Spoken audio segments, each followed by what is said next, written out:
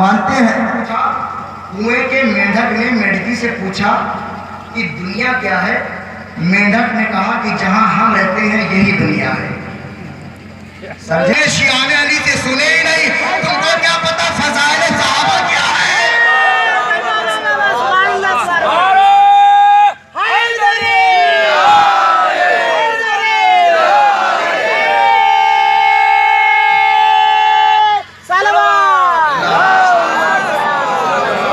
कुएं की मेंढकी ने मेंढक से पूछा दुनिया क्या है।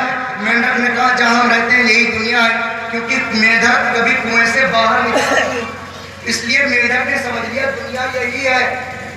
कुएं से बाहर निकले तो देखे कि हाँ ये भी घर है, ये भी घर है, ये इंसान है, ये जानवर है, ये है, सब कुछ दुनिया में मौजूद है। फज़ाइल सहाबा तुमने सुने ही नहीं।